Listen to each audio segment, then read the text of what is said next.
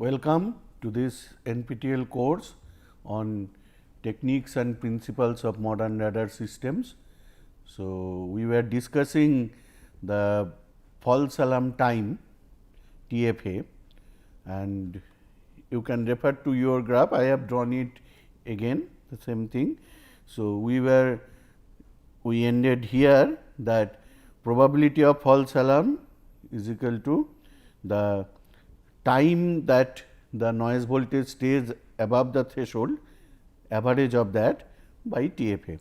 Now, what is this TK average? Now, consider that I have a receiver. So, receiver with a bandwidth B. Now,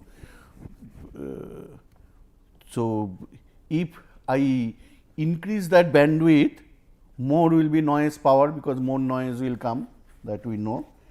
So, then you see that if noise power is suddenly increased, then there will be many such noise crossings, and so I can say that average time it stays will decrease. Please understand this, that if a event occurs much more time, then the average time it is above the threshold, that will decrease.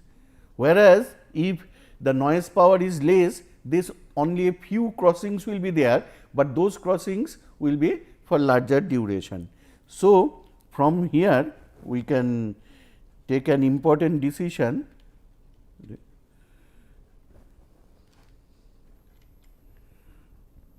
that what will be our TK average,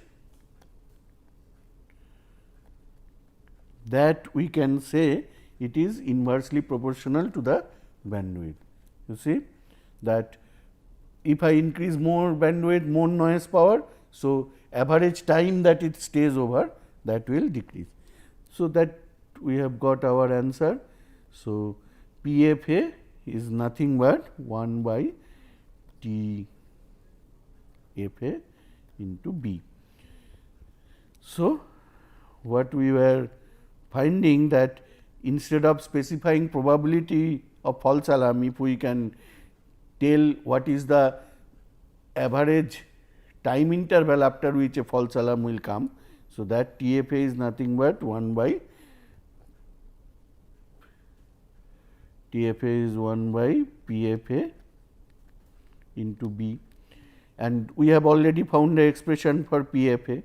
We know that from that Rayleigh statistics, we have found that probability of false alarm is e to the power minus V t square by 2 sigma square. So, if we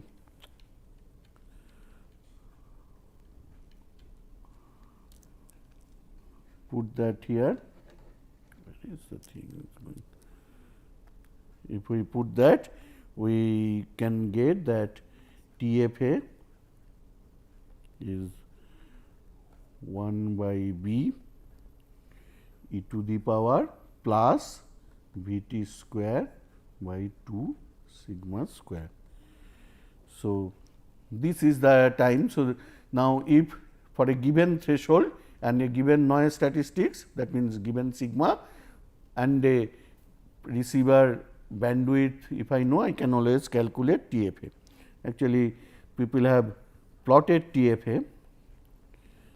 So, TFA versus V t square by 2 sigma square. If you do, it is an exponential behavior.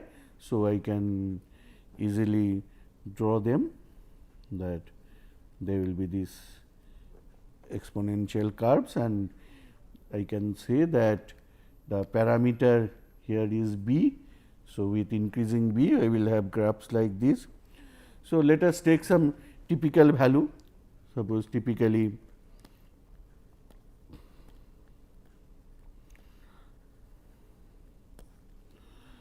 suppose radar receiver.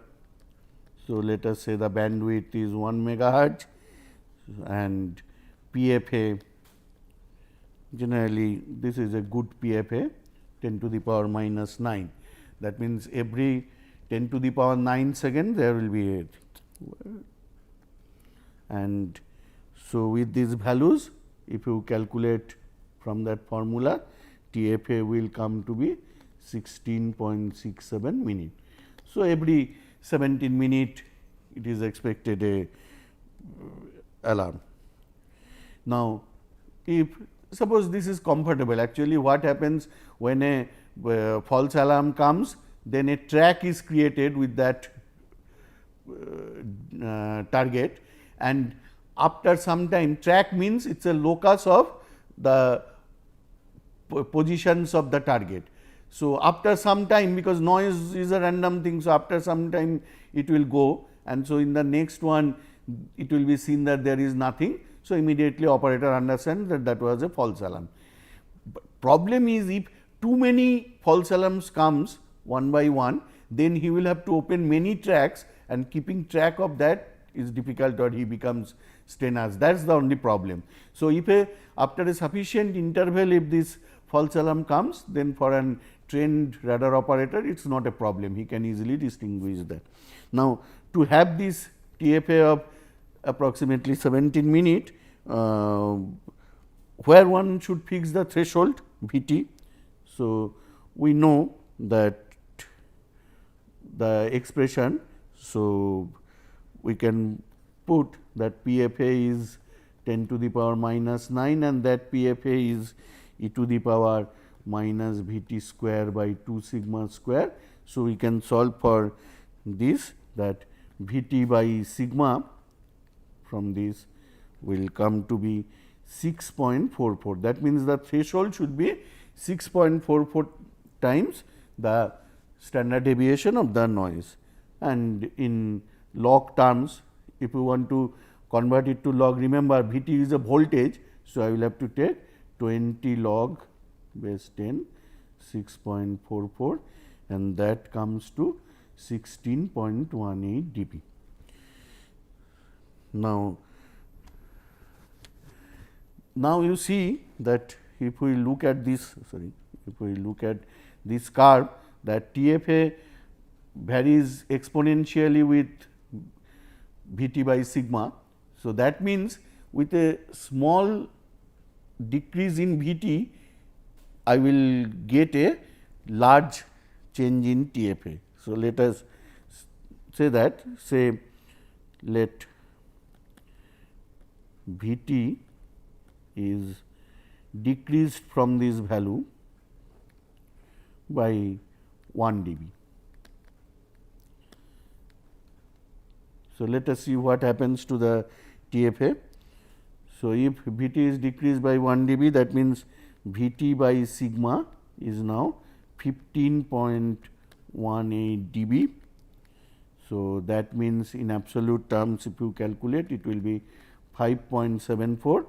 So, if you put that in the TFA expression, so TFA is 1 by B, that means 1 by 10 to the power 6 e to the power plus this 5.74 square by 2.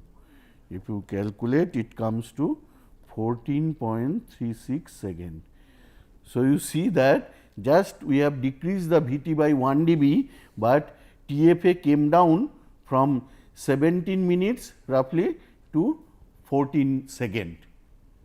So, this is problematic, that if Vt is not properly fixed, every 15 second if a false alarm starts coming, so too many tracks will come and the operator won't be able to handle it.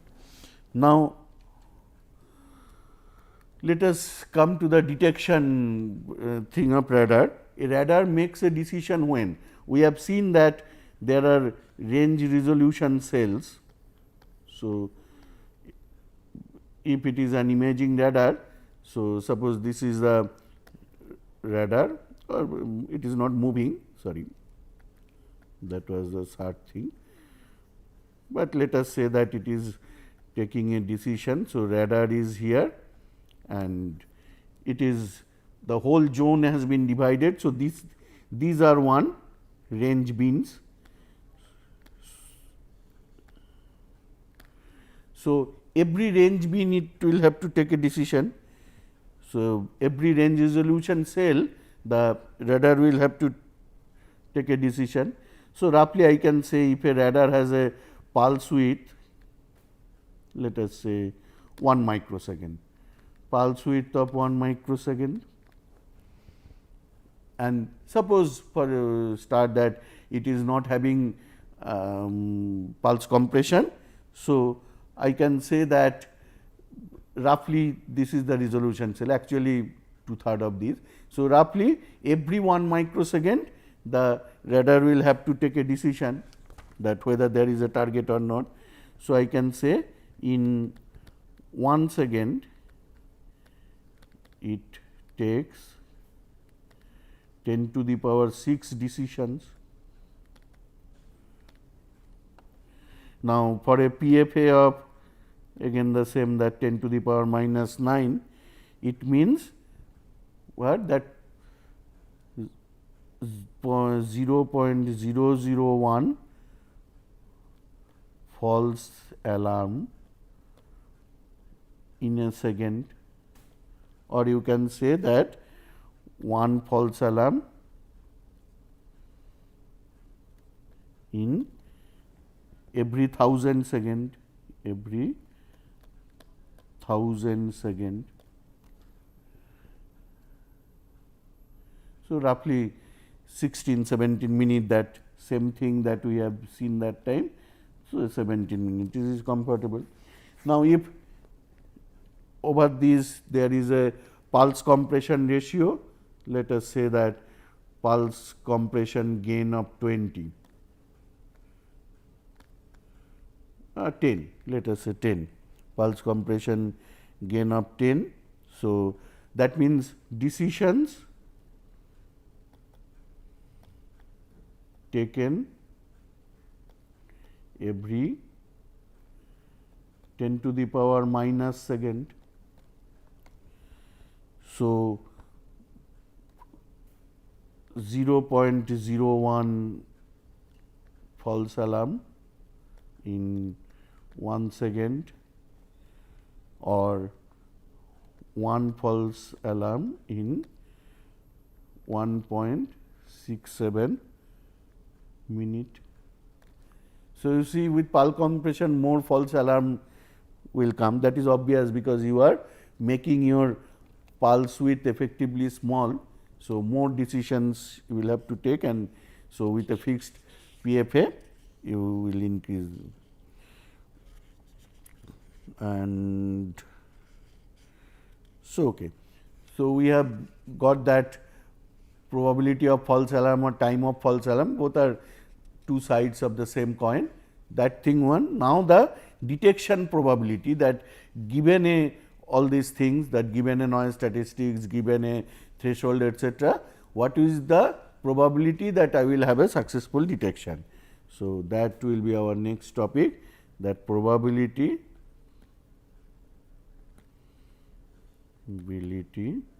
of detection.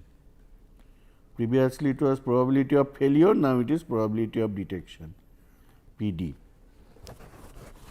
So, this is the case, means when echo is present. So, that means this is the case when echo present, echo's amplitude is A, co-sinusoidal variation, these are all my assumptions, co-sinusoidal variation, then noise is Gaussian, zero mean, sigma standard deviation. So, I know that PD will, so this statistics envelope distribution at the output of the video amplifier, that will be now Rician. So, I will have to take the help of Rician distribution, and my PD I can write as that from Vt to infinity any value, if the envelope goes, I will say okay, there is a target. So, this is P R R dr, where this one is Rician PDF. Now, I know the Resian PDF, I can put the value, but this integration is not so easy, and so it does not have any closed form solution. So, what people have done, people have plotted these things graphically, or nowadays with numerical integration people have solved this problem. So, they are actually they noted that what is the SNR. Note that what is SNR? SNR is, we have seen when we discuss the Resian factor, basically that a square by 2 sigma square. So, people have drawn the graphs of PD versus this SNR in dB. So, again those graphs are exponential, and the parameter here is PFA. If you change PFA, obviously this thing, but the shape is same. So, PD generally, actually for good detection, we want PD to vary from 0 to 3 to 0.99 etc. And so, these are the graphs. So, if you have these graphs generated, then you can find out what is PD. There was a scientist called Albert Sem.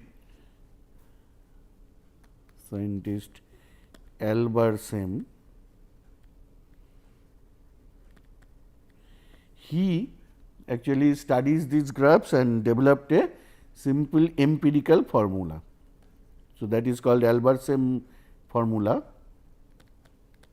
empirical formula, which actually gives us the answer. Actually, this formula gives us the SNR, it has expressed in terms of PD and PFA. Actually, this is the thing we are looking for. You see, when we started this topic, that we want to modify the radar range equation to have more realistic thing. So, there we needed this. So, that was done by Albert Sem. His formula is, I am writing, SNR is equal to some constant A plus 0.12 AB plus 1.7 B. Now, here A and B are some constant. Basically, A is a function of PFA, 0.62 by PFA, and B is a function of PD, ln PD by 1 minus PD. So, and one thing I should say, that please note that these SNR, again I am writing not in dB, this is in absolute value. Though this graph is dB, but actually while developing the formula, he converted it to the absolute values and put it. So, this actually relates everything, and this formula, what is the accuracy of this formula? Because every empirical formula should be always stated the accuracy. So, this formula is accurate within 0.2 dB in SNR. So, that is quite okay, but for what values? So, your these values PFA and PD, they should be within a range, then only it is accurate to certain extent. PFA is 10 to the power minus 3 to 10 to the power minus 7. If it is varies like in this zone, then it is. So, you see that previously we have taken 10 to the power 9, minus 9 etc., that it is not covering, and PD's range is what we said 0.9 to PD 0.1. So, these two if you satisfy, then this formula is accurate. So, let us see a problem that suppose TFA, let us take 15 minute, and B typical radar receiver in VHF UHF band 1 megahertz. Okay? So, now take various TFA given means actually PFA is given, they are the same thing. So, PD you will have to take. So, we will do PD for 3 cases. You see that first let us take PD is equal to 0.5. That means probability of detection is half. So, in half of the cases I will be able to detect on an average, half of the cases I won't be able to detect. So, it is not a very good detection. So, let us start with that what is the SNR, that means what is the echo signals SNR required for this. So, you put it the formula first, we will have to calculate the PFA, because these formulas A, B are in terms of PFA. So, PFA, if TFA is given, B is given, we can find PFA.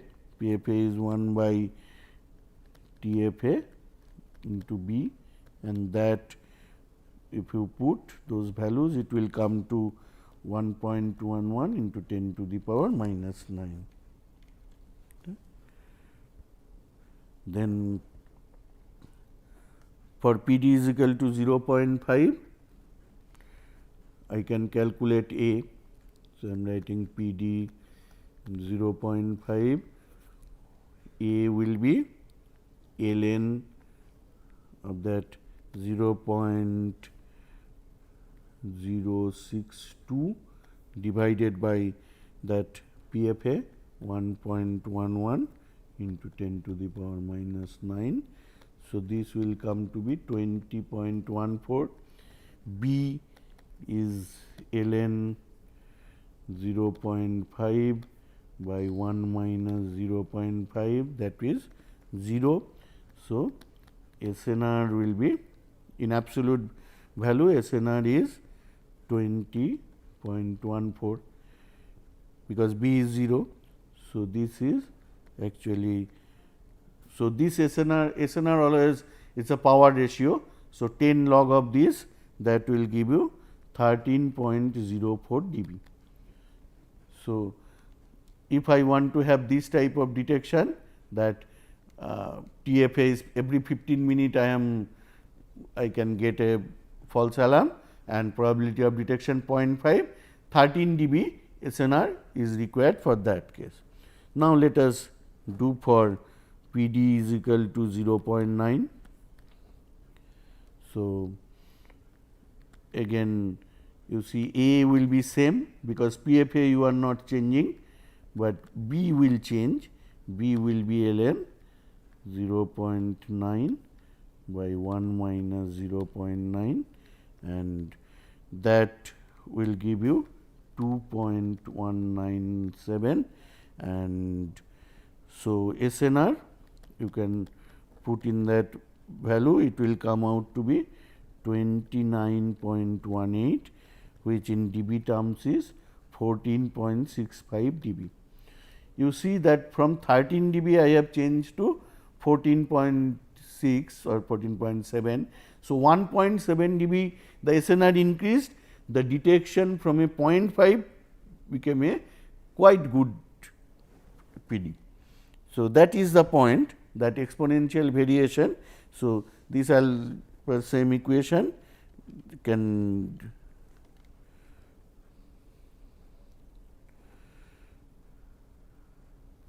okay. So, we have got that this will incorporate in the SNR thing or radar range equation, but before going there, there is another problem I am saying that we have not still addressed, that is the, so this thing is addressed that probabilistically we are able to say what is the SNR requirement. In the simple radar range equation that was not possible, now we have made that possible, we will do that. But another thing is remaining, that is the target's fluctuation, and the whole propagation effects. So, that we have not touched now, we will next touch that and then finally, we will modify the radar range equation. So, to do that we will see that actually one thing we should remember that any pulse radar, it does not take a decision just by getting a single echo. Actually, it waits because it does integration. Without integration, actually the radar receiver sensitivity is such that you cannot detect. Just a single echo telling it that there is a target and then finding its parameters, that is not easy. So, for integration it waits for several pulses to come from the same target and then it takes the decision. The inherent assumption in the original radar range equation was the whole propagation scenario, the targets fluctuation, everything is stationary during this time. But that is not true, because the target may have, some targets have very fast fluctuating things, some targets are slow fluctuating. Similarly, propagation condition also sometimes fast, sometimes slow. So, based on that, if we want to incorporate that, we need to model those fluctuations. That was done by Peter Swilling. Actually, that is why they are called Swilling models. So, we will see those Swilling models, and based on that again we will find out that there is a extra term, extra SNR we will have to pump for those fluctuating cases. We will calculate that and then we will put this thing and that new the target fluctuation and propagation effect thing in the radar range equation and modify that, and that will be more realistic model for many practical cases. That we will see in the next class. Thank you.